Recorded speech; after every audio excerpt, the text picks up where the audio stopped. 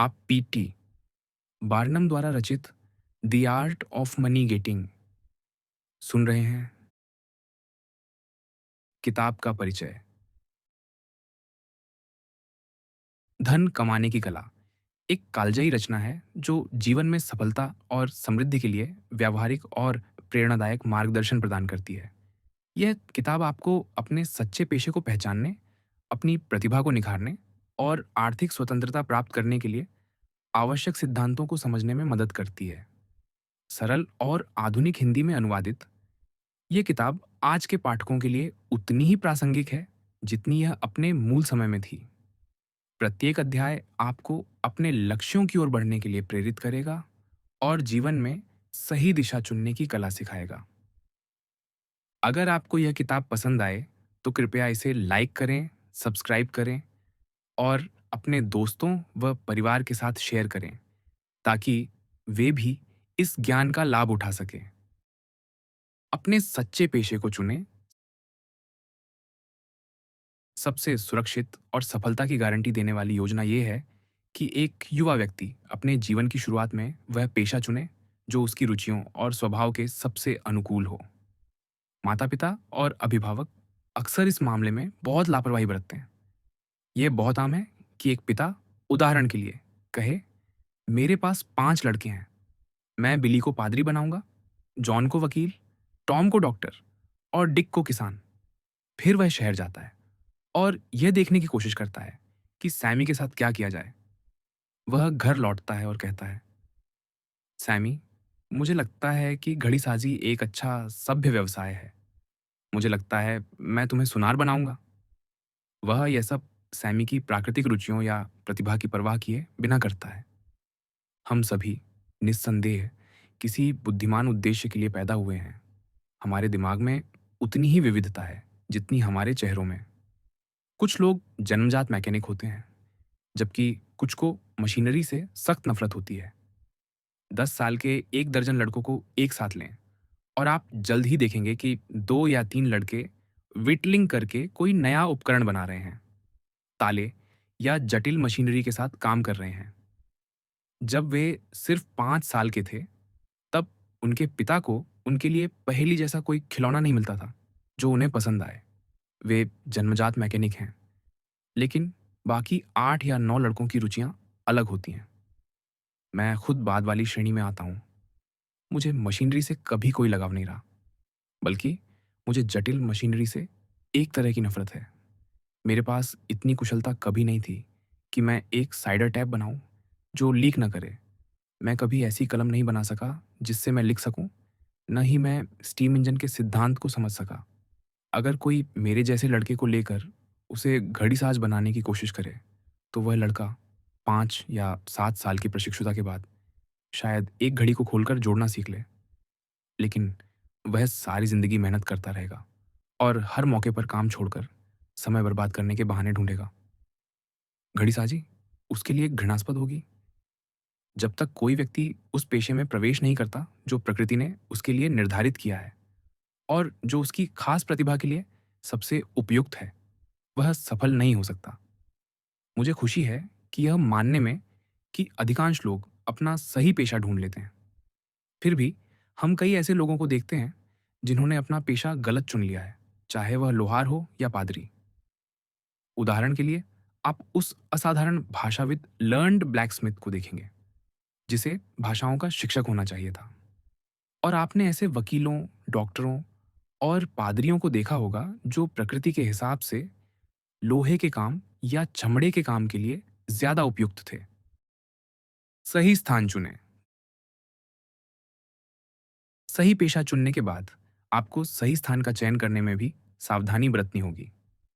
आप होटल व्यवसाय बनने के लिए उपयुक्त हो सकते हैं, और लोग कहते हैं कि होटल चलाने का हुनर एक खास प्रतिभा मांगता है।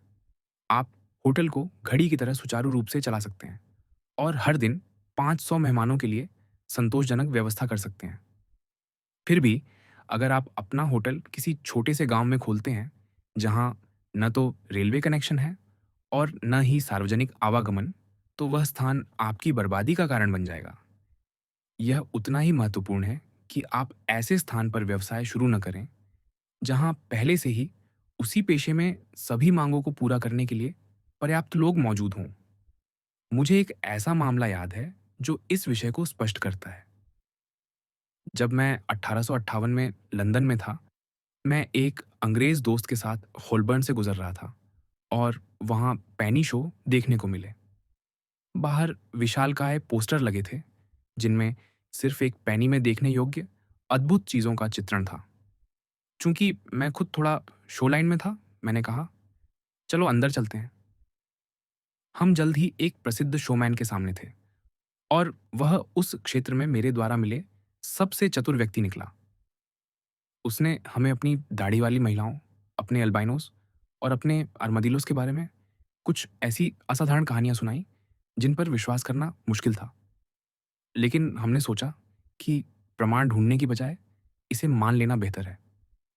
उसने अंत में हमारा ध्यान कुछ मोम की मूर्तियों की ओर खींचा और हमें कुछ ऐसी गंदी और मैली मोम की मूर्तियां दिखाईं जो शायद बांट के बाद से पानी से नहीं धुली थीं।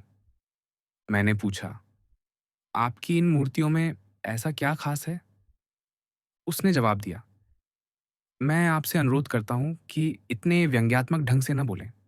सर, ये मैडम तुसाद की मोम की मूर्तियां नहीं हैं जो सोने चांदी, नकली हीरों और उत्कीर्ण चित्रों या फोटोग्राफ्स की नकल से सजी हों। मेरी मूर्तियां, सर, जीवित व्यक्तियों से बनाई गई हैं। जब आप इन मूर्तियों को देखते हैं तो समझ लें कि आप जीवित व्यक्ति को ही देख रहे हैं। मैंने उन पर सरसरी नजर डाली और देखा कि एक मूर्ति पर हेनरी आर्ट का लेबल था। यह देखकर कि वह Calvin Edson the living skeleton की तरह दिख रही थी, मैंने कहा, आप इसे हेनरी आर्ट कहते हैं? उसने जवाब दिया, बिल्कुल सर, यह हेम्पटन कोर्ट में महामहिम के विशेष आदेश पर अमुक दिन को जीवित व्यक्ति से बनाई गई थी। अगर मैं जोर देता तो वह दिन का समय भी बता देता। मैंने कहा, सबको पता है कि हेनरी आठ एक मोटा ताजा बूढ़ा राजा था और यह मूर्ति तो दुबली पतली है। इसका क्या जवाब है? उसने जवाब दिया, क्यों? अगर आप वहां इतने समय तक बैठे रहते जितना वह बैठा है, तो आप भी दुबले पतले हो जाते। ऐसे तर्कों का कोई जवाब नहीं था। मैंने अपने अंग्रेज दोस्त से कहा, चलो बाहर निकलते हैं। इसे मत बताओ कि मैं कौन हूं। मैं हार मानता हूं।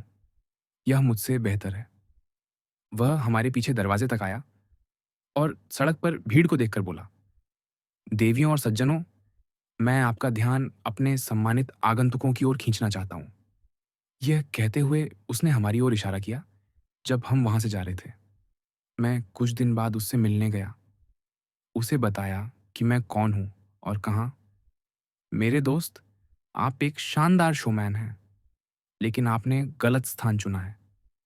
उसने जवाब दिया, ये सच है सर। मुझे लगता है कि मेरी सारी प्रतिभा बेकार जा रही है, लेकिन मैं क्या कर सकता हूँ? मैंने कहा, आप अमेरिका जा सकते हैं। वहाँ आप अपनी प्रतिभा को पूरी तरह से आजमा सकते हैं। आपको वहाँ बहुत जगह मिलेगी। मैं आपको 2 साल के लिए नियुक्त करता हूँ। उसके बाद आप खुद का व्यवसाय शुरू कर सकते हैं। उसने मेरा प्रस्ताव स्वीकार किया और मेरे न्यूयॉर्क म्यूजियम में 2 साल तक रहा। फिर वह न्यू ऑर्लियंस गया और गर्मियों में एक घूमने फिरने वाला शो व्यवसाय चलाया। आज वह $60,000 का मालिक है, सिर्फ इसलिए कि उसने सही पेशा चुना और सही स्थान भी हासिल किया। पुरानी कहावत है, 3 बार स्थान बदलना आग लगने जितना बुरा है, लेकिन जब कोई व्यक्ति आग में हो तो यह मायने नहीं रखता कि वह कितनी जल्दी या कितनी बार स्थान बदलता है। कर्ज से बचें। युवाओं को जीवन की शुरुआत में कर्ज लेने से बचना चाहिए। कर्ज जैसी चीज शायद ही किसी को इतना नीचे खींचती है। ये एक गुलामी की स्थिति है।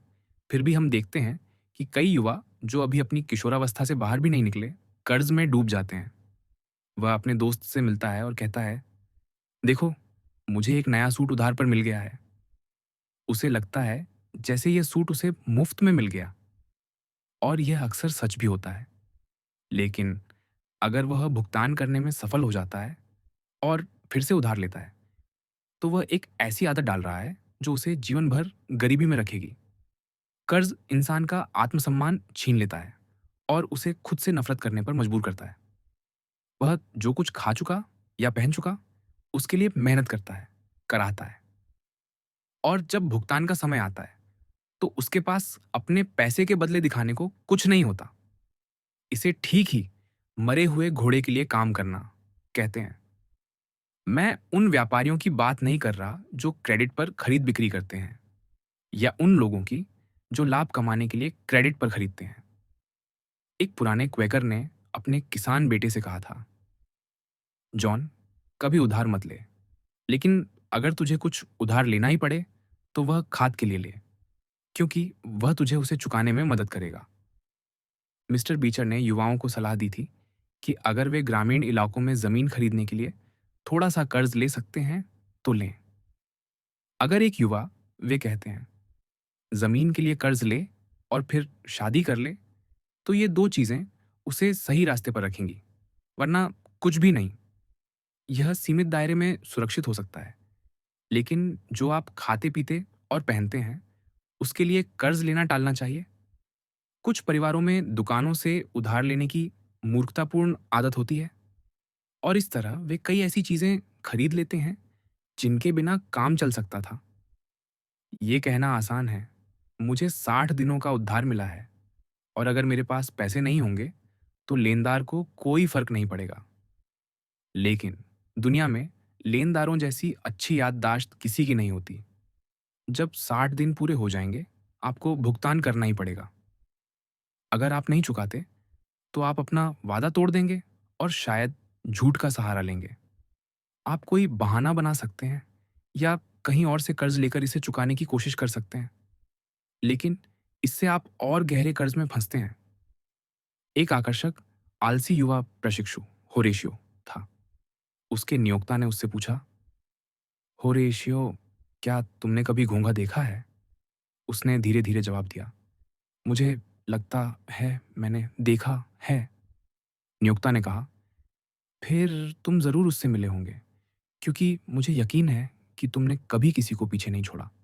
आपका लेनदार आपसे मिलेगा या आपको पकड़ लेगा और कहेगा, मेरे युवा दोस्त, तुमने मुझे भुगतान करने का वादा किया था, तुमने ऐसा नहीं किया, अब तुम्हें मुझे एक नोट देना होगा। आप ब्याज के साथ नोट दे देते हैं और यह आपके खिलाफ काम करने लगता है। यह मरा हुआ घोड़ा है। लेनदार रात को सोता है और सुबह उठता है, तो वह पहले से बेहतर स्थिति में होता है, क्योंकि उसका ब्याज रात में बढ़ गया है। लेकिन आप सोते समय और गरीब हो जाते हैं, क्योंकि ब्याज आपके खिलाफ जमा हो रहा है। पैसा कुछ मायनों में आग की तरह है।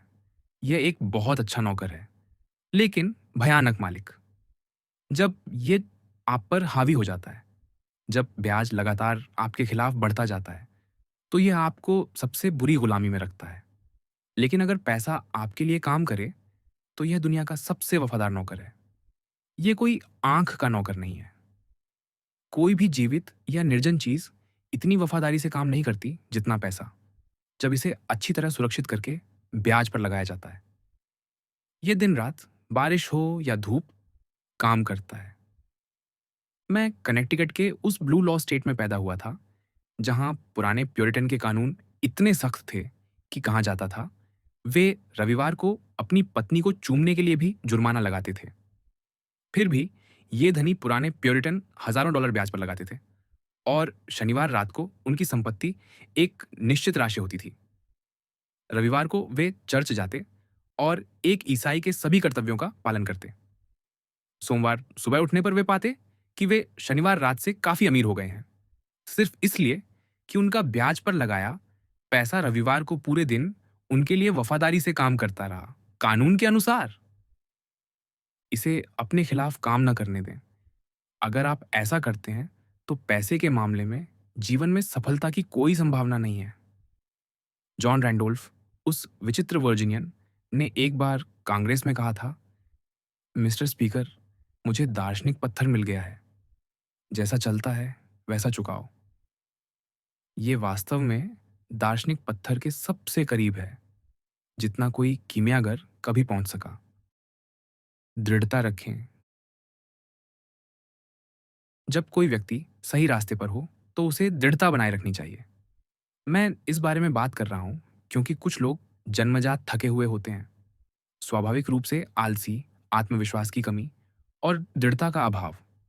लेकिन वे इन गुणों को विकसित कर सकते हैं, जैसा कि डेवी क्रॉकेट ने कहा था।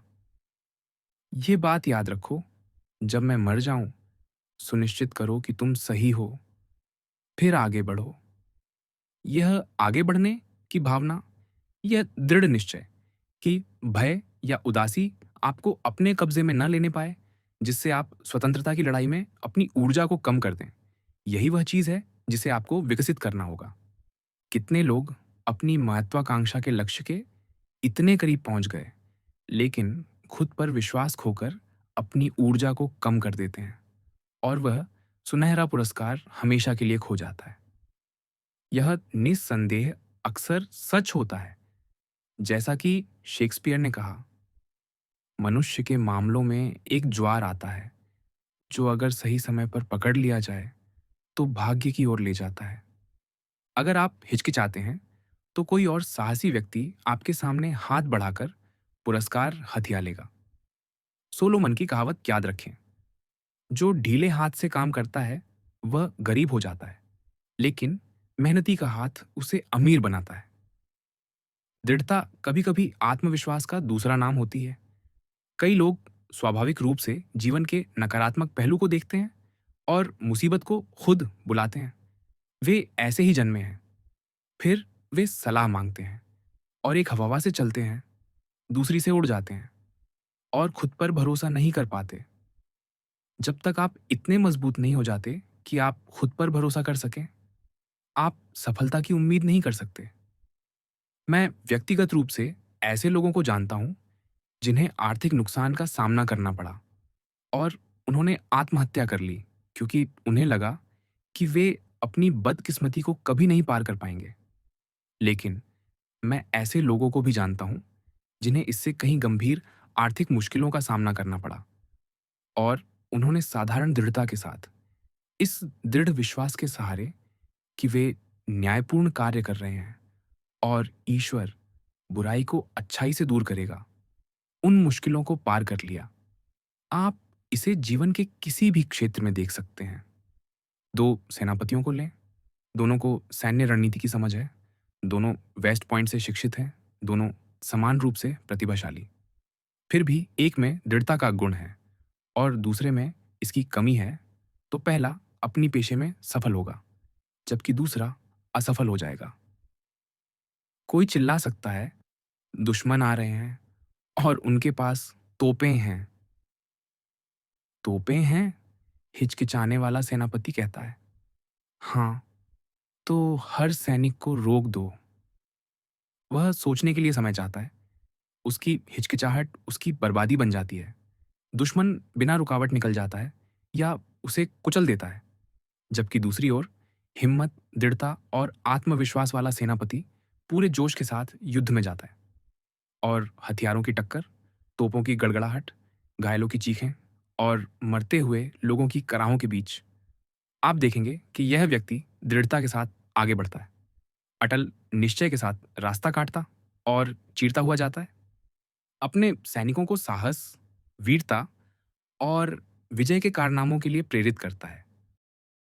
जो कुछ भी करो, पूरी ताकत से करो। जरूरत पड़ने पर सुबह से देर रात तक, मौसम में और मौसम के बाहर, हर पत्थर को पलटते हुए, और जो काम अब भी किया जा सकता है उसे 1 घंटे के लिए भी टालने के बिना उस पर मेहनत करो। पुरानी कहावत बहुत सत्य और अर्थपूर्ण है। जो कुछ भी करने लायक है उसे अच्छी तरह करना चाहिए। कई लोग अपने काम को पूरी तरह से करके धन दौलत हासिल कर लेते हैं, जबकि उनका पड़ोसी जीवन भर गरीब रहता है क्योंकि वह काम को आधा अधूरा करता है। महत्वाकांक्षा, ऊर्जा, मेहनत और दृढ़ता व्यवसाय में सफलता के लिए अनिवार्य गुण हैं। भाग्य हमेशा साहसी लोगों का साथ देता है और उस व्यक्ति की मदद नहीं करता जो खुद अपनी मदद नहीं करता। मिस्टर मिकॉबर की तरह समय बर्बाद करते हुए यह उम्मीद करना कि कुछ ना कुछ निकल आएगा, काम नहीं करेगा। ऐसे लोगों के लिए 2 में से एक चीज़ निकल आती है, गरीब खाना या जेल। क्योंकि आलस्य बुरी आदतें पैदा करता है और इंसान को फटे पुराने कपड़ों में लपेट देता है। एक गरीब फिजूल खर्च बंजारा एक अमीर व्यक्ति से कहता है, मैंने पाया है कि दुनिया में हम सभी के लिए पर्याप्त पैसा है। अगर इसे बराबर बांट दिया जाए, ऐसा करना होगा और हम सब मिलकर खुश रहेंगे। लेकिन जवाब आया, अगर हर कोई तुम्हारी तरह हो तो वह पैसा 2 महीने में खत्म हो जाएगा। फिर तुम क्या करोगे? ओह, फिर से बांटो, बार बार बांटते रहो। बिल्कुल। मैंने हाल ही में एक लंदन के अखबार में एक ऐसे ही दार्शनिक गरीब के बारे में पढ़ा जिसे एक सस्ते बोर्डिंग हाउस से निकाल दिया गया क्योंकि वह बिल नहीं चुका सका। लेकिन उसकी कोट की जेब से कागजों का एक रोल निकला जो जांचने पर पता चला कि यह इंग्लैंड के राष्ट्रीय कर्ज को बिना एक पैसे की मदद के चुकाने की उसकी योजना थी। लोगों को क्रॉमवेल की तरह करना होगा। न केवल प्रोविडेंस पर भरोसा रखो, बल्कि बारूद को सूखा रखो। अपना हिस्सा का काम करो, वरना तुम सफल नहीं हो सकते। एक रात जब पैगंबर मोहम्मद रेगिस्तान में डेरा डाले हुए थे, उन्होंने अपने थके हुए एक अनुयायी को कहते सुना, मैं अपने ऊंट को खुला छोड़ दूंगा और इसे भगवान पर छोड़ दूंगा। नहीं नहीं, ऐसा नहीं, पैगंबर ने कहा। अपने ऊंट को बांधो और फिर उसे भगवान पर छोड़ो। अपने लिए वह सब करो जो तुम कर सकते हो, और फिर बाकी के लिए प्रोविडेंस, भाग्य, या जो तुम इसे कहना चाहो, उस पर भरोसा करो। अपनी व्यक्तिगत मेहनत पर निर्भर रहें। नियोक्ता की नज़र अक्सर 1 दर्जन कर्मचारियों के हाथों से ज़्यादा कीमती होती है। स्वाभाविक रूप से कोई एजेंट अपने नियोक्ता के प्रति उतना वफादार नहीं हो सकता जितना वह खुद के प्रति होता है। कई नियोक्ता ऐसे उदाहरण याद कर सकते हैं जहां उनके सबसे अच्छे कर्मचारियों ने उन महत्वपूर्ण बिंदुओं को नज़रअंदाज कर दिया जो एक मालिक के रूप में उनकी अपनी नज़र से नहीं छूट सकते थे। किसी व्यक्ति को जीवन में सफल होने का कोई अधिकार नहीं है जब तक कि वह अपने व्यवसाय को पूरी तरह से न समझे, और कोई भी अपने व्यवसाय को तब तक पूरी तरह से नहीं समझ सकता जब तक कि वह इसे व्यक्तिगत मेहनत और अनुभव से न सीखे। कोई व्यक्ति निर्माता हो सकता है, उसे अपने व्यवसाय के कई विवरण व्यक्तिगत रूप से सीखने होंगे। वह हर दिन कुछ नया सीखेगा और वह पाएगा कि वह लगभग हर दिन गलतियां भी करेगा, लेकिन ये गलतियां ही अनुभव के रूप में उसकी मदद करती हैं, बशर्ते वह उन पर ध्यान दे। वह उस यहाँ की टिन विक्रेता की तरह होगा जिसने अपनी खरीदारी में गुणवत्ता के मामले में धोखा खाने के बाद कहा था, ठीक है, हर दिन थोड़ी जानकारी हासिल होती है, मैं फिर कभी इस तरह धोखा नहीं खाऊंगा।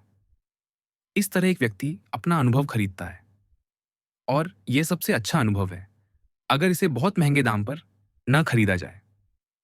मेरा मानना है कि प्रत्येक व्यक्ति को फ्रांसीसी प्राकृतिक वैज्ञानिक क्यूवियर की तरह अपने व्यवसाय को पूरी तरह से जानना चाहिए।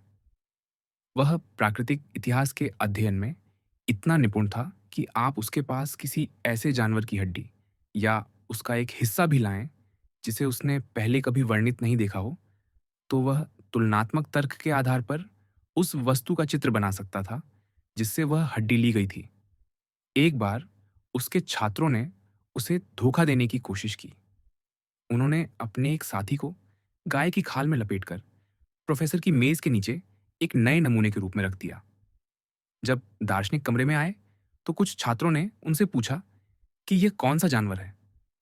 अचानक उस जानवर ने कहा, मैं शैतान हूं और मैं तुम्हें खाने जा रहा हूं। यह स्वाभाविक था कि क्यूवियर इस प्राणी को वर्गीकृत करना चाहे, और इसे ध्यान से देखकर उसने कहा, विभाजित खुर, घास खाने वाला, यह नहीं हो सकता। वह जानता था कि विभाजित खुर वाला जानवर घास और अनाज या अन्य प्रकार की वनस्पति पर जीवित रहता है, और वह मांस, चाहे मरा हो या जीवित, खाने की प्रवृत्ति नहीं रखता। इसलिए वह खुद को पूरी तरह सुरक्षित मानता था। अपने व्यवसाय का पूर्ण ज्ञान होना सफलता सुनिश्चित करने के लिए अनिवार्य है। रॉथ चाइल्ड परिवार की कहावतों में एक थी, जो एक विरोधाभास प्रतीत होती है। सावधान रहो और साहसी बनो। यह शब्दों में विरोधाभास लगता है, लेकिन ऐसा नहीं है। और इस कहावत में गहरी बुद्धिमत्ता है। यह वास्तव में मेरे पहले कहे गए विचारों का संक्षिप्त रूप है। इसका मतलब है, तुम्हें अपनी योजनाएं बनाते समय सावधानी बरतनी चाहिए, लेकिन उन्हें लागू करने में साहसी होना चाहिए। जो व्यक्ति केवल सावधानी बरतता है, वह कभी हिम्मत करके सफल नहीं हो सकता। और जो व्यक्ति केवल साहस दिखाता है, वह केवल लापरवाह है और अंततः असफल हो जाएगा। कोई व्यक्ति स्टॉक मार्केट में सट्टेबाजी करके एक ही बार में 50 या 1 लाख डॉलर कमा सकता है। लेकिन अगर उसके पास सावधानी के बिना केवल साहस है, तो यह महज संयोग है। और जो वह आज कमाता है, उसे कल खो देगा। सफलता सुनिश्चित करने के लिए सावधानी और साहस दोनों होने चाहिए।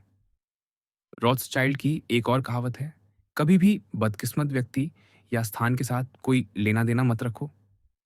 इसका मतलब है कि ऐसे व्यक्ति या स्थान के साथ कभी व्यवहार ना करो जो कभी सफल नहीं होता।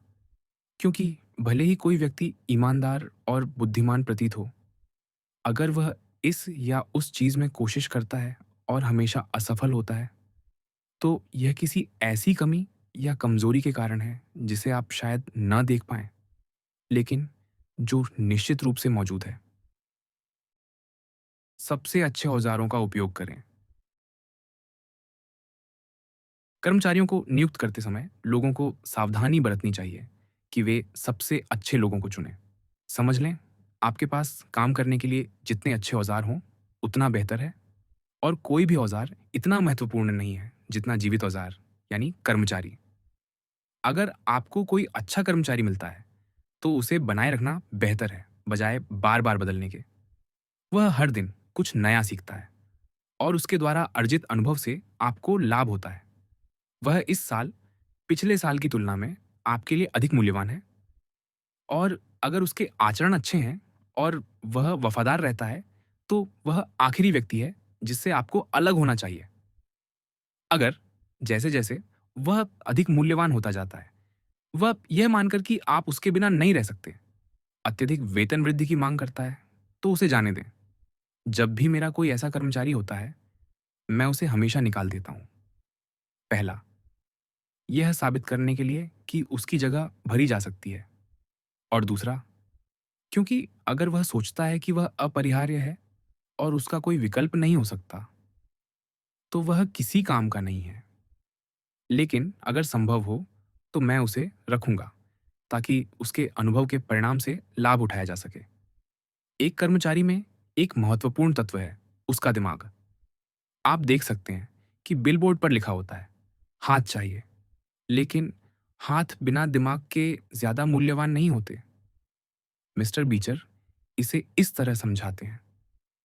एक कर्मचारी अपनी सेवाएं देते हुए कहता है, मेरे पास 2 हाथ हैं और मेरी एक उंगली सोचती है। यह बहुत अच्छा है, नियोक्ता कहता है। दूसरा व्यक्ति आता है और कहता है, मेरी 2 उंगलियां सोचती हैं। आहा, यह और बेहतर है। लेकिन तीसरा व्यक्ति आता है और कहता है, मेरी सारी उंगलियां और अंगूठे सोचते हैं। यह और भी बेहतर है। अंत में एक और व्यक्ति आता है और कहता है, मेरे पास एक ऐसा दिमाग है जो सोचता है। मैं हर जगह सोचता हूँ। मैं एक सोचने वाला और काम करने वाला व्यक्ति हूँ। तुम वही हो जिसे मैं चाहता हूँ, प्रसन्न नियोक्ता कहता है।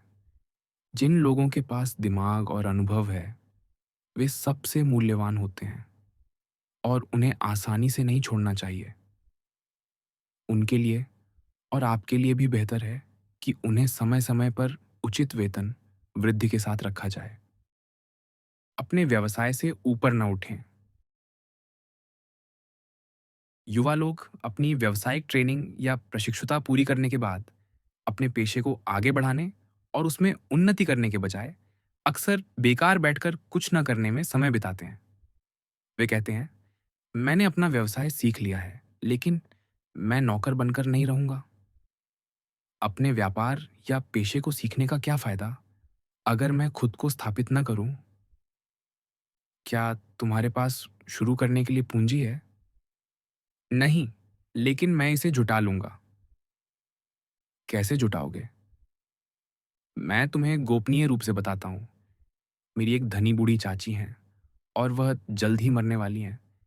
लेकिन अगर ऐसा नहीं हुआ, तो मुझे उम्मीद है कि कोई अमीर बूढ़ा व्यक्ति मुझे कुछ हज़ार डॉलर उधार देगा, ताकि मैं शुरुआत कर सकूँ। अगर मुझे शुरू करने के लिए पैसा मिल जाए, तो मैं अच्छा करूँगा। इससे बड़ा कोई भूल नहीं हो सकता कि एक युवा व्यक्ति यह विश्वास करे कि वह उधार के पैसे से सफल हो जाएगा। क्यों? क्योंकि हर व्यक्ति का अनुभव मिस्टर स्टोर के अनुभव से मेल खाता है, जिन्होंने कहा था, उनके लिए पहला $1000 जमा करना उनकी विशाल संपत्ति बनाने वाले बाद के लाखों करोड़ों से ज्यादा मुश्किल था। पैसा तब तक किसी काम का नहीं है जब तक आप अनुभव से इसका मूल्य न समझ लें। एक लड़के को $20,000 देकर व्यवसाय में डाल दीजिए और इसकी पूरी संभावना है कि वह 1 साल के अंदर हर डॉलर गंवा देगा। ये ऐसा है जैसे लॉटरी का टिकट खरीदना और इनाम जीतना। जल्दी आया, जल्दी गया। उसे इसका मूल्य नहीं पता। कोई भी चीज़ तब तक मूल्यवान नहीं है जब तक वह मेहनत से न मिले।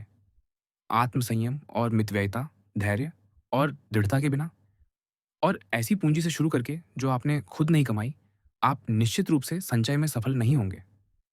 युवाओं को मरे हुए लोगों की जूतियां इंतजार करने के बजाय उठकर कुछ करना चाहिए, क्योंकि अमीर बूढ़े लोग मरने के मामले में इतने असहयोगी होते हैं, और यह उन वारिसों के लिए सौभाग्य की बात है जो इंतजार कर रहे होते हैं। हमारे देश के 10 में से 9 अमीर लोग आज गरीब लड़कों के रूप में जीवन शुरू करते थे, जिनमें दृढ़ इच्छा शक्ति, मेहनत, दृढ़ता, मितव्ययिता और अच्छी आदतें थीं। उन्होंने धीरे-धीरे प्रगति की, अपना पैसा खुद कमाया और बचाया, और ये संपत्ति हासिल करने का सबसे अच्छा तरीका है। स्टीफन गेरार्ड ने एक गरीब केबिन बॉय के रूप में जीवन शुरू किया और $9 मिलियन की संपत्ति के साथ मरे। ए टी स्टीवर्ट एक गरीब आयरिश लड़के थे और उन्होंने प्रतिवर्ष $1.5 मिलियन की आय पर कर चुकाया। जॉन जैकब स्टोर एक गरीब किसान लड़के थे और 20 मिलियन की संपत्ति के साथ मरे। कॉर्नेलियस वेंडरबिल्ट ने स्टेटन आइलैंड से न्यूयॉर्क तक नाव चलाने से जीवन शुरू किया। उन्होंने हमारी सरकार को $1 मिलियन की स्टीमशिप भेंट की और 50 मिलियन की संपत्ति के साथ मरे। कहावत है, ज्ञान का कोई शाही रास्ता नहीं है, और मैं कह सकता हूं कि यह समान रूप से सच है। धन का कोई शाही रास्ता नहीं है, लेकिन मुझे लगता है कि दोनों के लिए एक शाही रास्ता है। ज्ञान का रास्ता शाही है, वह रास्ता जो छात्र को अपनी बुद्धि को विस्तार देने और हर दिन अपनी ज्ञान की संपत्ति में इजाफा करने में सक्षम बनाता है, जब तक कि बौद्धिक विकास की सुखद प्रक्रिया में वह सबसे गहरे समस्याओं को हल करने, तारों को गिनने, पृथ्वी के हर परमाणु का विश्लेषण करने और आकाश को मापने में सक्षम न हो जाए। यह एक शाही राजमार्ग है, और यह एकमात्र रास्ता है जिसे चलने लायक है। धन के मामले में भी यही बात है। आत्मविश्वास के साथ आगे बढ़ें, नियमों का अध्ययन करें और सबसे बढ़कर मानव स्वभाव का अध्ययन करें, क्योंकि मानवता का उचित अध्ययन मानव है। और आप पाएंगे कि अपनी बुद्धि और शारीरिक शक्ति को बढ़ाते हुए आपका बढ़ा हुआ अनुभव आपको हर दिन अधिक से अधिक मूलधन जमा करने में सक्षम बनाएगा, जो ब्याज और अन्य तरीकों से बढ़ेगा, जब तक कि आप स्वतंत्रता की स्थिति में न पहुंच जाएं। आप सामान्य रूप से देखेंगे कि गरीब लड़के अमीर बनते हैं और अमीर लड़के गरीब हो जाते हैं। उदाहरण के लिए, एक अमीर व्यक्ति अपनी मृत्यु पर अपनी परिवार को एक बड़ी संपत्ति छोड़ जाता है। उसके बड़े बेटे, जिन्होंने उसकी संपत्ति कमाने में मदद की, वे अनुभव से पैसे का मूल्य जानते हैं, और वे अपनी विरासत को लेते हैं और उसमें इजाफा करते हैं। छोटे बच्चों की अलग-अलग हिस्सों को ब्याज पर रखा जाता है और छोटे बच्चों को सिर पर थपथपाया जाता है और दिन में 12 बार बताया जाता है, तुम अमीर हो, तुम्हें कभी काम नहीं करना पड़ेगा, तुम जो चाहो वह हमेशा पा सकते हो, क्योंकि तुम्हारे मुंह में सोने का चम्मच लेकर पैदा हुए हो। युवा वारिस जल्द ही समझ जाता है कि इसका मतलब क्या है। उसके पास सबसे अच्छे कपड़े और खिलौने हैं, उसे चीनी की मिठाइयाँ खाने को दी जाती हैं और वह लगभग दयालुता से मार डाला जाता है और वह एक स्कूल से दूसरे स्कूल में जाता है, जहाँ उसे प्यार और चापलूसी मिलती है। वह घमंडी और आत्ममुग्ध हो जाता है, अपने शिक्षकों का अपमान करता है और हर चीज़ को ऊँचे हाथ से सँभालता है। उसे पैसे का असली मूल्य नहीं पता, क्योंकि उसने कभी कोई कमाया नहीं, लेकिन वह सोने के चम्मच के व्यवसाय के बारे में सब कुछ जानता है। कॉलेज में वह अपने गरीब सहपाठियों को अपने कमरे में बुलाता है, जहाँ वह उन्हें वाइन और डाइन करता है। उसे चापलूसी और तारीफ मिलती है और उसे शानदार दोस्त कहा जाता है, क्योंकि वह अपने पैसे को इतनी उदारता से खर्च करता है। वह शानदार भोज देता है, तेज घोड़ों की सवारी करता है, अपने दोस्तों को उत्सवों और पार्टियों में बुलाता है और ढेर सारा मजा करने का निश्चय करता है। वह रात को मौज मस्ती और अय्याशी में बिताता है और अपने साथियों को इस परिचित गीत के साथ ले जाता है, हम सुबह तक घर नहीं जाएंगे। वह उन्हें दुकानों के साइन बोर्ड उखाड़ने, दरवाजों को उनके कब्जों से हटाकर पिछवाड़ों और घोड़ा तालाबों में फेंकने में शामिल करता है। अगर पुलिस उन्हें पकड़ लेती है तो वह उन्हें धक्का देता है, लॉकअप में ले जाया जाता है और खुशी खुशी बिल चुकाता है। हाँ मेरे दोस्तों, वह चिल्लाता है, अमीर होने का क्या फायदा अगर तुम इसका मजा ना ले सको। वह सचमुच ये कह सकता था, अगर तुम खुद को मूर्ख न बना सको। लेकिन वह तेज है, धीमी चीजों से नफरत करता है और इसे नहीं देखता। दूसरों के पैसे से लदे हुए युवा लोग लगभग निश्चित रूप से अपनी सारी विरासत गंवा देते हैं और वे हर तरह की बुरी आदतें अपना लेते हैं, जो ज्यादातर मामलों में उनकी सेहत, जेब और चरित्र को बर्बाद कर देती हैं। इस देश में एक पीढ़ी के बाद दूसरी पीढ़ी आती है और आज के गरीब अगली पीढ़ी या तीसरी पीढ़ी में अमीर बन जाते हैं। उनका अनुभव उन्हें आगे ले जाता है और वे अमीर हो जाते हैं और वे अपने छोटे बच्चों के लिए विशाल संपत्ति छोड़ जाते हैं। ये बच्चे विलासिता में पले बड़े होने के कारण अनुभवहीन होते हैं और गरीब हो जाते हैं और लंबे अनुभव के बाद एक और पीढ़ी आती है और फिर से धन इकट्ठा करती है और इस तरह इतिहास खुद को दोहराता है और वह व्यक्ति सौभाग्यशाली है जो दूसरों के अनुभव को सुनकर उन चट्टानों और उथले स्थानों से बचता है जिन पर कई लोग तबाह हो गए हैं। इंग्लैंड में व्यवसाय व्यक्ति को बनाता है। वहां अगर कोई व्यक्ति मैकेनिक या मजदूर है तो उसे सज्जन के रूप में नहीं पहचाना जाता। मेरे पहले रानी विक्टोरिया के सामने पेश होने के अवसर पर ड्यूक ऑफ वेलिंगटन ने मुझसे पूछा कि जनरल टोमथम्ब के माता पिता जीवन में किस क्षेत्र में हैं। उनके पिता एक बढ़ई हैं, मैंने जवाब दिया। ओह, मैंने सुना था कि वह एक सज्जन हैं, ड्यूक ने जवाब दिया। इस गणतांत्रिक देश में व्यक्ति व्यवसाय को बनाता है, चाहे वह लोहार हो, मोची हो, किसान हो, बैंकर हो या वकील। जब तक उसका व्यवसाय वैध है वह एक सज्जन हो सकता है। इसलिए कोई भी वैध व्यवसाय दोहरा आशीर्वाद है। यह उस व्यक्ति की मदद करता है जो इसमें लगा है और दूसरों की भी मदद करता है। किसान अपने परिवार का भरण पोषण करता है, लेकिन वह व्यापारी या मैकेनिक को भी लाभ पहुंचाता है जिसे उसके खेत के उत्पादों की जरूरत होती है। दर्जी न केवल अपने व्यापार से जीविका कमाता है, बल्कि वह किसान, पादरी और दूसरों को भी लाभ पहुंचाता है जो अपने कपड़े खुद नहीं बना सकते। लेकिन ये सभी वर्गों के लोग सज्जन हो सकते हैं। सबसे बड़ी महत्वाकांक्षा ये होनी चाहिए कि आप अपने पेशे में दूसरों से बेहतर हों। एक कॉलेज छात्र जो स्नातक होने वाला था ने एक वृद्ध वकील से कहा, मैंने अभी तक यह तय नहीं किया है कि मैं कौन सा पेशा अपनाऊंगा। क्या आपका पेशा भरा हुआ है? नीचे का तहखाना बहुत भीड़ भाड़ वाला है, लेकिन ऊपर की मंजिल में बहुत जगह है। ये मजेदार और सच्चा जवाब था। कोई भी पेशा, व्यापार या कार्यक्षेत्र ऊपरी मंजिल पर भीड़-भाड़ वाला नहीं है। जहाँ कहीं आप सबसे ईमानदार और बुद्धिमान व्यापारी या बैंकर, सबसे अच्छा वकील, सबसे अच्छा डॉक्टर, सबसे अच्छा पादरी, सबसे अच्छा मोची, बढ़ई या कुछ और पाते हैं, वह व्यक्ति सबसे ज़्यादा मांग में होता है और उसके पास हमेशा पर्याप्त काम होता है। एक राष्ट्र के रूप में अमेरिकी बहुत सतही है। वे जल्दी अमीर होने की कोशिश करते हैं और सामान्य रूप से अपने व्यवसाय को उतनी मजबूती और पूरी तरह से नहीं करते जितना उन्हें करना चाहिए।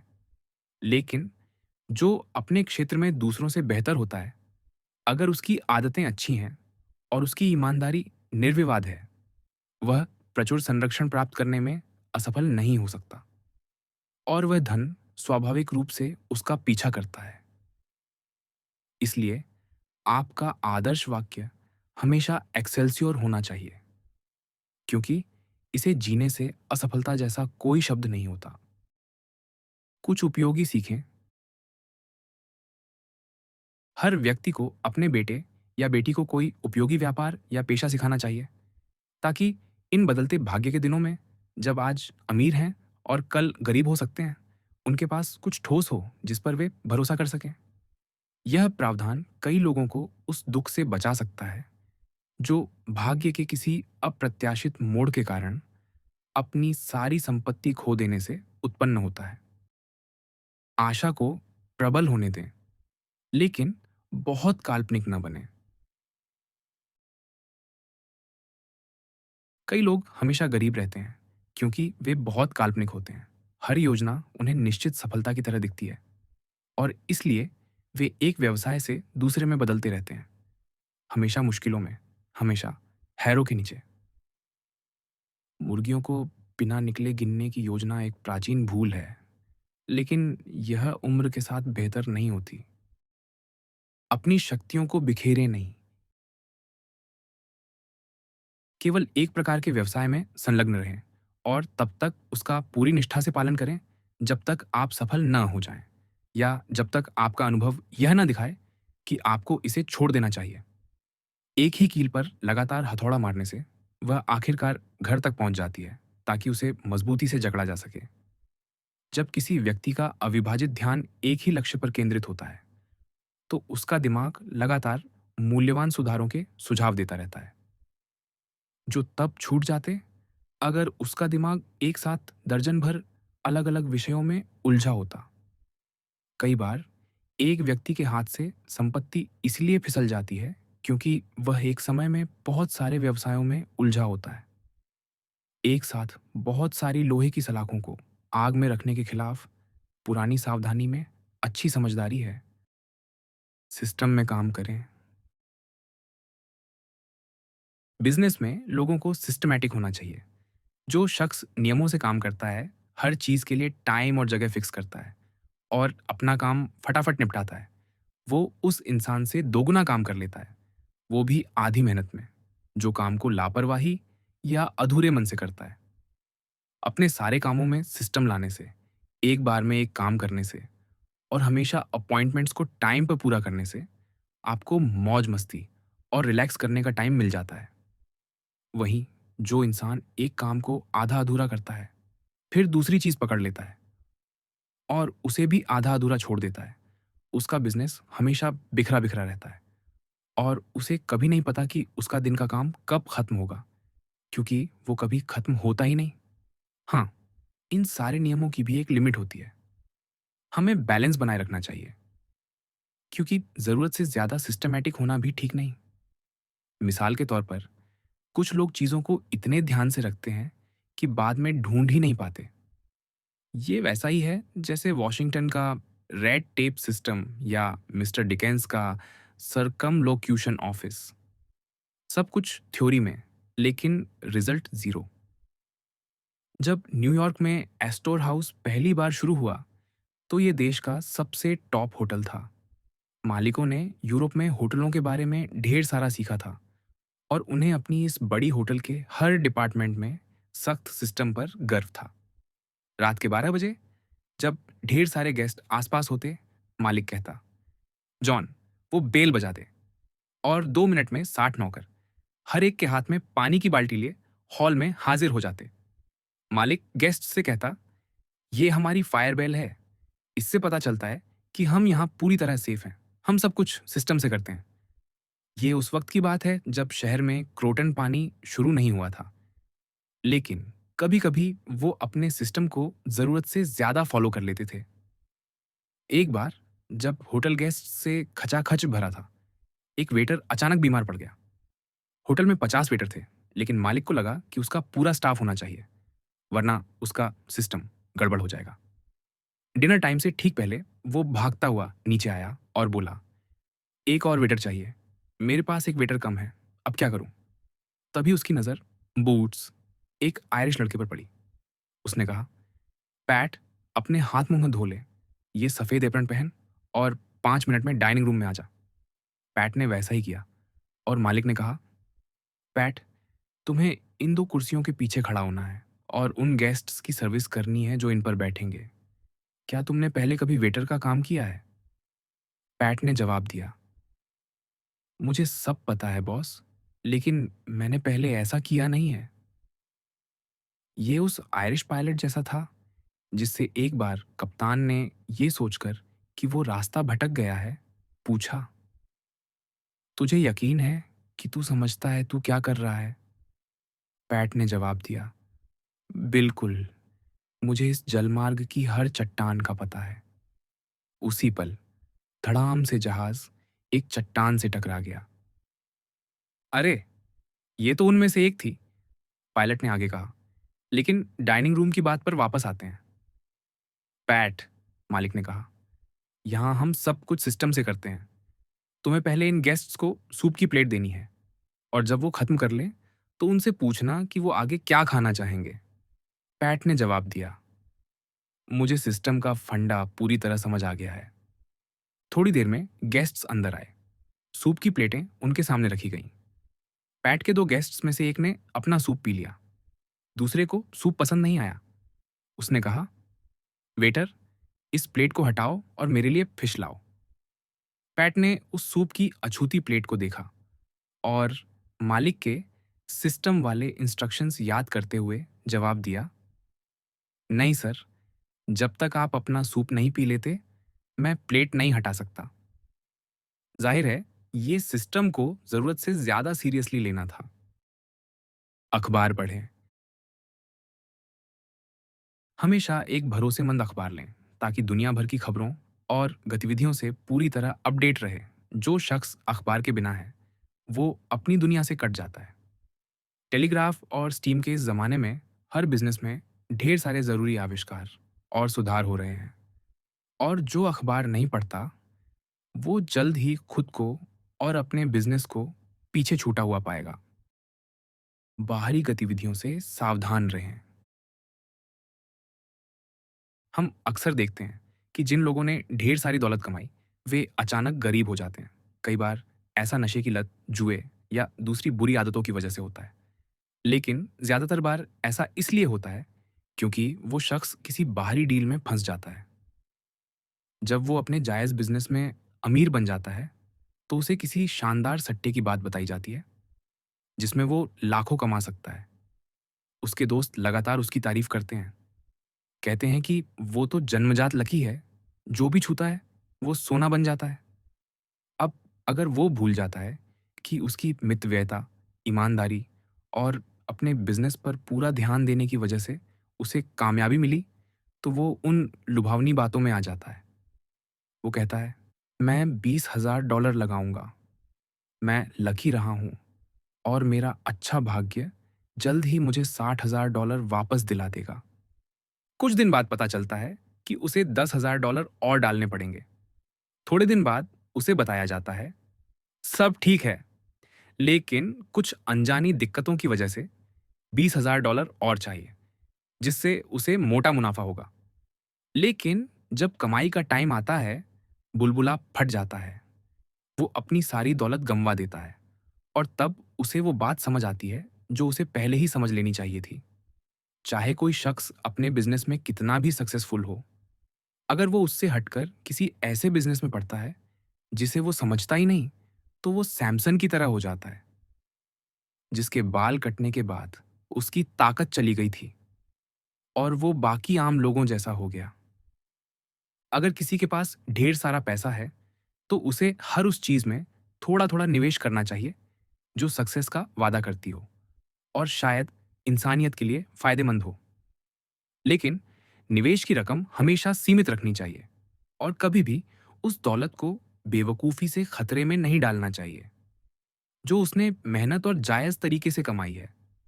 ऐसी चीज़ों में लगाकर जिनका उसे कोई अनुभव ही नहीं है। बिना सिक्योरिटी के गारंटी न लें। मेरा मानना है कि किसी को भी, चाहे वह उसका पिता हो या भाई, कभी भी इतनी रकम की गारंटी या नोट पर हस्ताक्षर नहीं करना चाहिए, जितना वह खोने की स्थिति में बेपरवाह न रह सके, बिना अच्छी सिक्योरिटी लिए। मान लीजिए, एक शख्स के पास $20,000 की संपत्ति है। वह एक अच्छा चलता हुआ मैन्युफैक्चरिंग या व्यापारिक बिजनेस कर रहा है। आप रिटायर्ड हैं और अपनी कमाई पर जी रहे हैं। वह आपके पास आता है और कहता है, आप जानते हैं कि मेरे पास $20,000 की संपत्ति है और मेरा $1 का भी कर्ज नहीं है। अगर मेरे पास $5,000 नकद होते, तो मैं कुछ खास सामान खरीद कर 2 महीने में अपनी रकम दोगुनी कर सकता था। क्या आप मेरे नोट पर गारंटी देंगे? आप सोचते हैं कि उसके पास $20,000 की संपत्ति है और उसके नोट पर गारंटी देने से कोई रिस्क नहीं है। आप उसे मदद करना चाहते हैं और बिना सिक्योरिटी लिए अपने हस्ताक्षर कर देते हैं। कुछ समय बाद वह आपको नोट दिखाता है जिस पर आपकी गारंटी रद्द हो चुकी है और शायद सचमुच कहता है, मुझे इस डील से वही मुनाफा हुआ जो मैंने उम्मीद की थी। आप सोचते हैं कि आपने एक अच्छा काम किया है और यह विचार आपको खुशी देता है। फिर वही बात दोबारा होती है और आप फिर गारंटी दे देते हैं। आपके दिमाग में ये बात पक्की हो जाती है कि उसके नोट पर बिना सिक्योरिटी के गारंटी देना पूरी तरह सेफ है। लेकिन दिक्कत ये है कि इस शख्स को पैसा बहुत आसानी से मिल रहा है। उसे बस आपका नोट बैंक में ले जाना है, उसे डिस्काउंट करवाना है और नकद ले लेना है। उसे तुरंत पैसा मिल जाता है, बिना मेहनत या परेशानी के। अब नतीजा देखिए, वह अपने बिजनेस से बाहर सट्टेबाजी का मौका देखता है। इसके लिए बस $10,000 का अस्थायी निवेश चाहिए। यह निश्चित रूप से बैंक के नोट की ड्यू डेट से पहले वापस आ जाएगा। वह आपके सामने उस रकम का नोट रखता है। आप लगभग बिना सोचे हस्ताक्षर कर देते हैं, क्योंकि आपको यकीन है कि आपका दोस्त जिम्मेदार और भरोसेमंद है। आप उसकी गारंटी को बस यूं ही समझकर साइन कर देते हैं। बदकिस्मती से सट्टेबाजी उतनी जल्दी रिजल्ट नहीं देती जितनी उम्मीद थी और पिछले नोट की ड्यू डेट पर उसे चुकाने के लिए एक और $10,000 का नोट डिस्काउंट करना पड़ता है। इस नोट के मैच्योर होने से पहले ही वह सट्टेबाजी पूरी तरह फेल हो जाती है और सारा पैसा डूब जाता है। क्या वह शख्स जिसने गारंटी ली थी अपने दोस्त को बताता है कि उसने अपनी आधी संपत्ति गंवा दी? बिल्कुल नहीं। वह यह भी नहीं बताता कि उसने सट्टेबाजी की थी, लेकिन वह उत्तेजित हो चुका है। सट्टेबाजी का भूत उस पर सवार हो गया है। वह देखता है कि दूसरे लोग इस तरह मोटी रकम कमा रहे हैं। हमें हारने वालों की बातें कम ही सुनाई देती हैं और बाकी सट्टेबाजों की तरह वह वहां पैसा ढूंढता है जहां उसने खोया है। वह फिर कोशिश करता है। आपके लिए नोट्स पर गारंटी देना अब आदत बन चुकी है और हर नुकसान पर वह जितनी रकम चाहता है, आपके हस्ताक्षर ले लेता है। आखिरकार आपको पता चलता है कि आपके दोस्त ने न सिर्फ अपनी सारी संपत्ति खो दी, बल्कि आपकी भी। आप हैरानी और दुख से भर जाते हैं और कहते हैं, यह बहुत बुरा हुआ। मेरे दोस्त ने मुझे बर्बाद कर दिया। लेकिन आपको यह भी जोड़ना चाहिए, मैंने भी उसे बर्बाद किया। अगर आपने शुरू में ही कह दिया होता, मैं तुम्हें मदद करूंगा, लेकिन मैं बिना पर्याप्त सिक्योरिटी के गारंटी नहीं देता, तो वह अपनी सीमा से बाहर ना जाता और उसे कभी अपने जायज बिजनेस से भटकने का लालच न होता। इसीलिए किसी को भी आसानी से पैसा हासिल करने देना हमेशा खतरनाक है। यह उन्हें जोखिम भरी सट्टेबाजी की ओर ले जाता है। अगर और कुछ नहीं, सोलोमन ने सच ही कहा था, जो गारंटी देने से नफरत करता है वह सुरक्षित रहता है। यही बात उस युवा के लिए है जो बिजनेस शुरू कर रहा है। उसे मेहनत करके पैसे की कीमत समझनी चाहिए। जब वह इसकी कीमत समझ लेता है, तो उसके बिज़नेस को शुरू करने में थोड़ी मदद करें। लेकिन याद रखें, जो लोग बहुत आसानी से पैसा पा लेते हैं, वे आमतौर पर सक्सेसफुल नहीं हो पाते। पहला डॉलर कड़ी मेहनत और कुछ कुर्बानी देकर कमाना पड़ता है, ताकि उन डॉलरों की असली वैल्यू समझ आए। अपने बिज़नेस का प्रचार करें। हम सभी कम या ज़्यादा अपनी आजीविका के लिए पब्लिक पर निर्भर करते हैं। चाहे वकील हों, डॉक्टर, मोची, कलाकार, लोहार, showman, opera manager, railway president या कॉलेज प्रोफेसर, हम सब पब्लिक के साथ व्यापार करते हैं। जो लोग पब्लिक से डील करते हैं, उन्हें यह सुनिश्चित करना चाहिए कि उनके प्रोडक्ट्स या सर्विसेज की वैल्यू हो, वे असली हों और ग्राहकों को संतुष्ट करें। जब आपको ऐसा प्रोडक्ट मिले जिसके बारे में आप जानते हैं कि यह ग्राहकों को पसंद आएगा और उसे आजमाने के बाद उन्हें लगेगा कि उनका पैसा वसूल हुआ, तो इस बात को सब तक पहुंचाएं। किसी भी तरह से इसका प्रचार करें, क्योंकि अगर आपके पास कितना ही शानदार प्रोडक्ट हो, लेकिन कोई इसके बारे में नहीं जानता, तो वो आपको कोई फायदा नहीं देगा। हमारे जैसे देश में, जहां लगभग हर कोई पढ़ता है और जहां अखबार 5,000 से 2 लाख तक की संख्या में छपते और बंटते हैं, इस माध्यम का इस्तेमाल करके पब्लिक तक पहुंचना न छोड़ना बेवकूफ़ी होगी। अखबार घरों में जाता है और पत्नी, बच्चे और घर का मुखिया इसे पढ़ते हैं। इस तरह सैकड़ों हज़ारों लोग आपका विज्ञापन देख सकते हैं, जबकि आप अपने रोज़मर्रा के काम में व्यस्त हैं। शायद कई लोग इसे तब पढ़ें जब आप सो रहे हों। ज़िंदगी का पूरा दर्शन यही है। पहले बो, फिर काटो। किसान ऐसा ही करता है। वह आलू और मक्का बोता है, अनाज छिड़कता है और फिर कुछ और काम करता है और समय आने पर फसल काटता है। वह पहले काटता नहीं और बाद में बोता। ये सिद्धांत हर तरह के बिजनेस पर लागू होता है और विज्ञापन से ज़्यादा किसी पर नहीं। अगर आपके पास असली प्रोडक्ट है, तो इस तरह पब्लिक में बोने से ज़्यादा फायदेमंद तरीके से आप कटाई नहीं कर सकते। बेशक आपका प्रोडक्ट वाकई अच्छा होना चाहिए और ग्राहकों को खुश करना चाहिए। कुछ भी नकली लंबे समय तक कामयाब नहीं होगा, क्योंकि पब्लिक जितनी समझदार है, उतना लोग सोचते नहीं। लोग स्वार्थी हैं और हम सब वहाँ से खरीदना पसंद करते हैं, जहाँ हमें अपने पैसे की सबसे ज़्यादा वैल्यू मिले, और हम ये पता लगाने की कोशिश करते हैं कि ऐसा कहाँ मुमकिन है।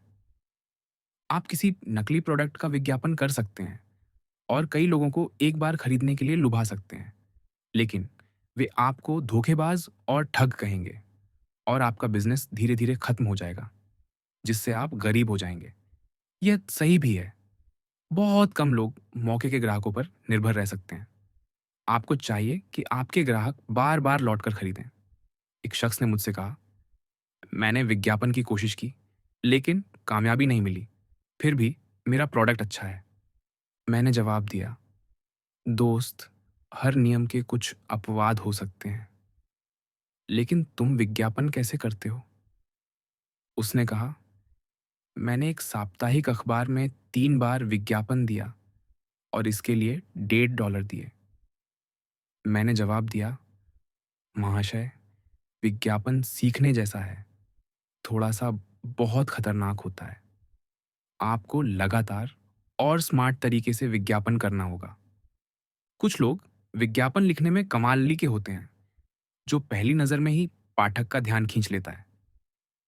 ये खासियत विज्ञापन करने वाले को बड़ा फायदा देती है। कई बार कोई शख्स अपने अनोखे साइन बोर्ड या दुकान की खिड़की में अनोखे डिस्प्ले से मशहूर हो जाता है।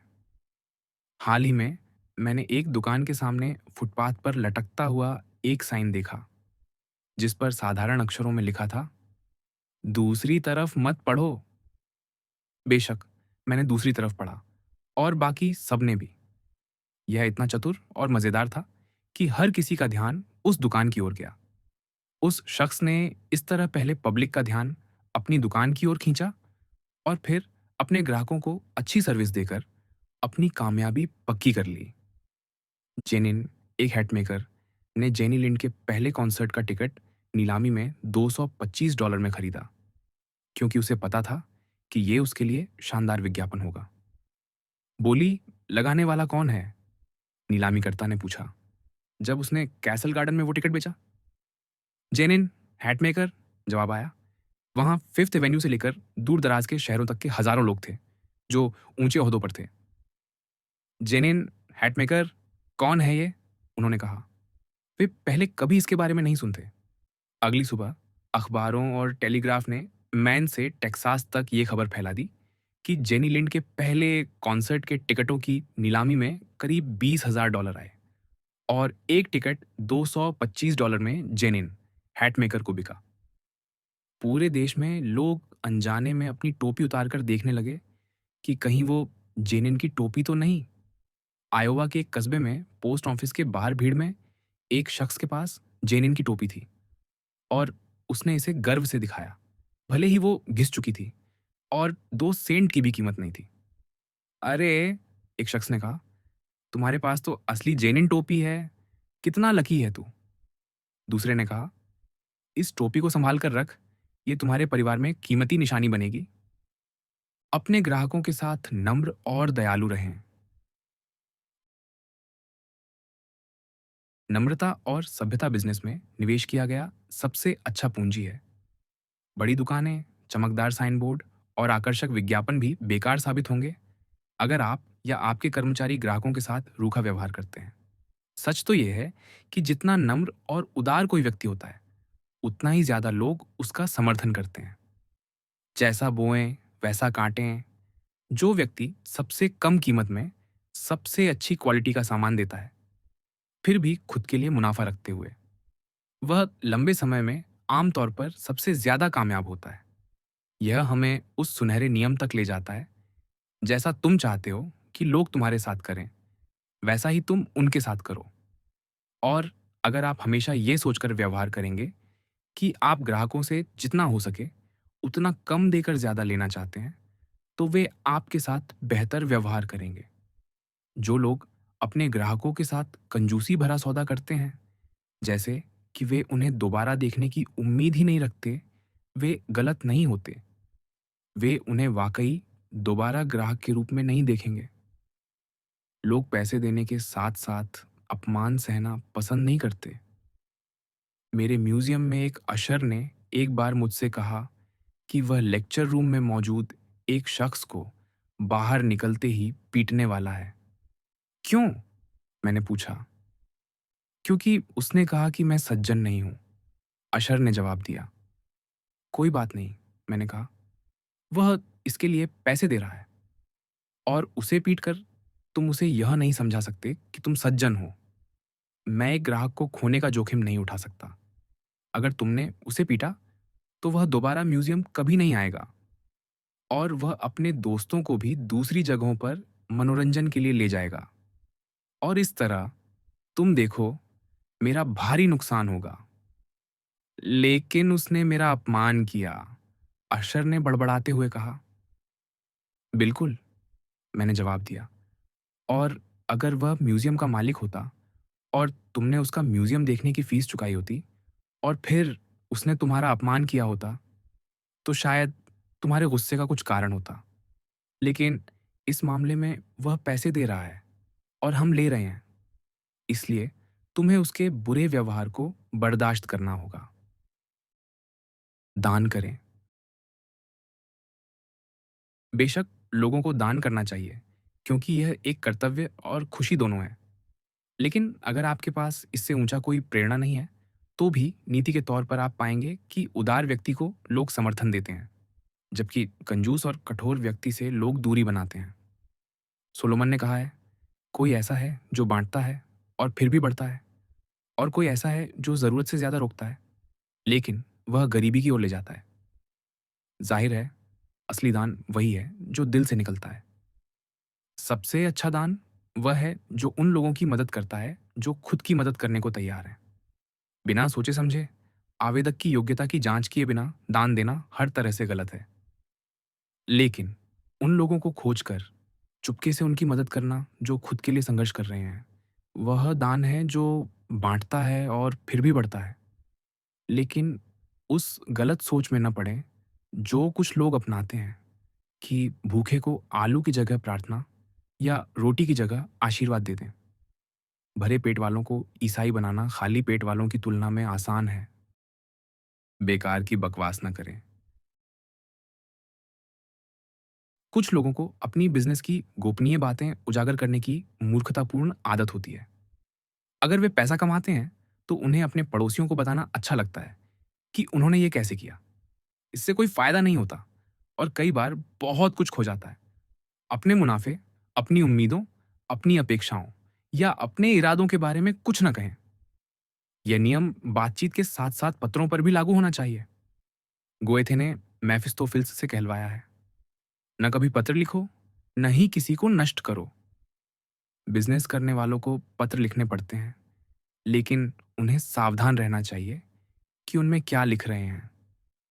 अगर आप नुकसान में हैं, तो खास तौर पर सतर्क रहें और इसके बारे में किसी को न बताएं, वरना आप अपनी साख खो देंगे।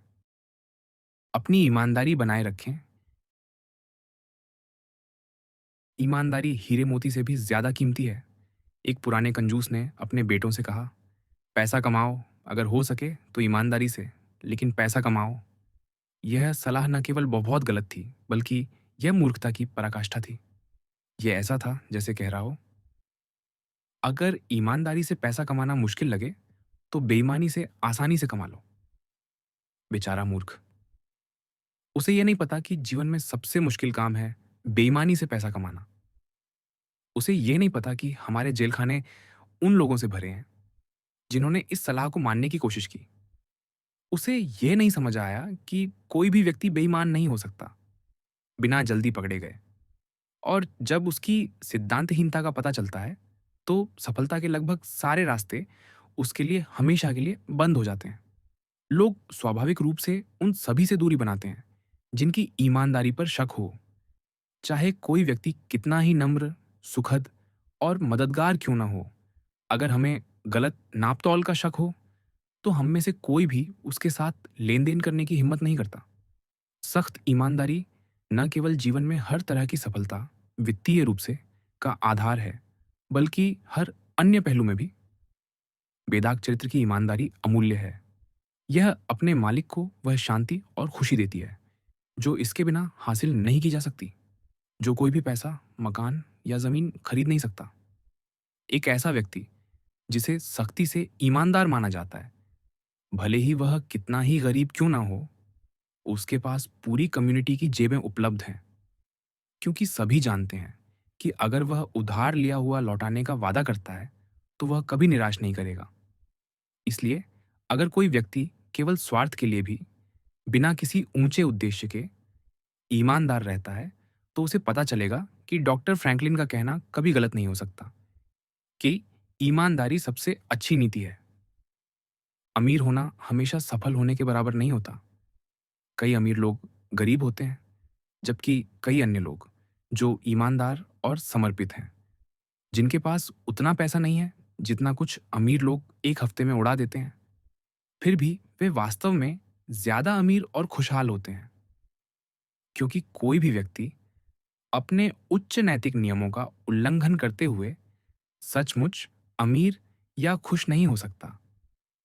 पैसे का अत्यधिक लालच निस्संदेह हर बुराई की जड़ हो सकता है, लेकिन पैसा अगर सही तरीके से इस्तेमाल किया जाए, न केवल घर में रखने के लिए उपयोगी चीज है, बल्कि यह अपने मालिक को मानवता की खुशी और प्रभाव को बढ़ाने की शक्ति देकर हमारी प्रजाति को आशीर्वाद देने की संतुष्टि भी देता है।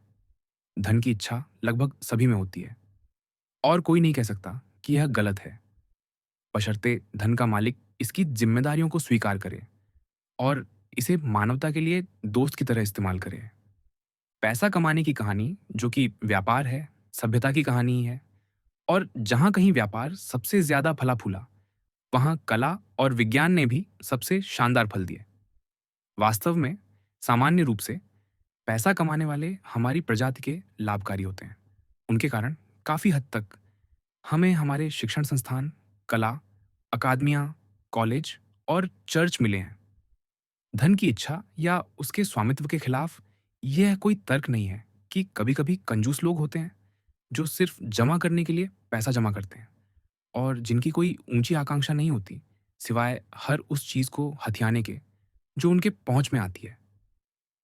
जैसे धर्म में कभी-कभी पाखंडी और राजनीति में धूर्त लोग होते हैं, वैसे ही पैसा कमाने वालों में भी कभी-कभी कंजूस होते हैं।